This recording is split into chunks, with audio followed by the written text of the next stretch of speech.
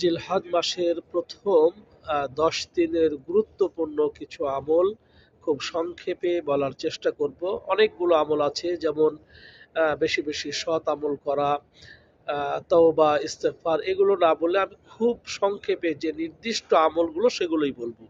নির্দিষ্ট আমলের মধ্যে অন্যতম একটি আমল হচ্ছে যে জিলহজ মাস প্রবেশ করলেই যারা কোরবানি দেওয়ার নিয়ত করবেন, যারা কোরবানি করার নিয়ত করেছেন, তারা জিলহজ মাসের এই প্রথম ১০ দিন প্রবেশ করলেই, অর্থাৎ যখনই চাঁদ উঠা যাবে তখন থেকে নিয়ে নিজ নিজ কুরবানি করা পর্যন্ত চুল, নখ, চামড়া এগুলো কর্তন করা সম্পূর্ণভাবে নিষিদ্ধ।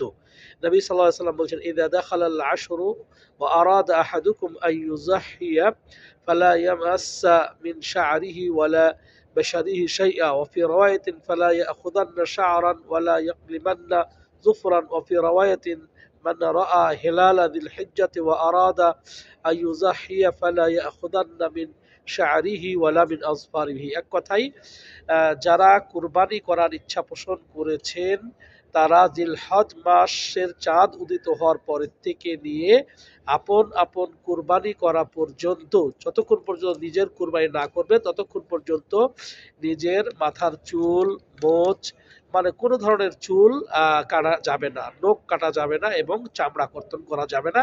এটা একটা নির্দিষ্ট আমল। এই বিধানটি শুধুমাত্র তাদের জন্য যারা কুরবানি করবেন তাদের জন্য। পরিবারের পক্ষ থেকে একটি যদি কুরবানি করা হয়, পরিবারের যিনি গার্ডিয়ান থাকবেন তার জন্য হারাম, বাকিদের জন্য কিন্তু হারাম নয়। এক। ২ নম্বর আমল হচ্ছে চাঁদ উদিত হওয়ার পরের থেকে নিয়ে আইয়ামে তাশরিক ১৩ তারিখ সূর্য ডুবা পর্যন্ত তাকবীর দেওয়া, আল্লাহু আকবার, আল্লাহু আকবার, লা ইলাহা ইল্লাল্লাহ, আল্লাহু আকবার, আল্লাহু আকবার, ওয়ালিল্লাহিল হামদ, এ তাকবীর ধ্বনি দিতে থাকবে।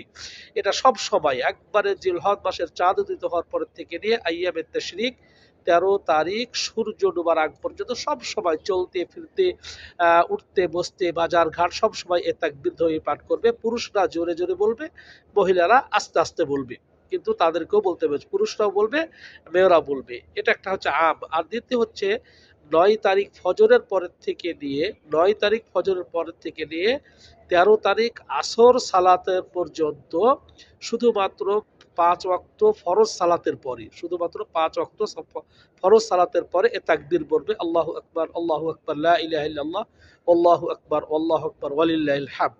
২টি। আর ৩টি হচ্ছে, আরেকটা হচ্ছে সিয়াম পালন করা। নবী সাল্লাল্লাহু আলাইহি ওয়াসাল্লাম জিলহজ মাসের এই ৯ দিনই সিয়াম পালন করতেন। সুতরাং ১ তারিখ থেকে নিয়ে লাগাতার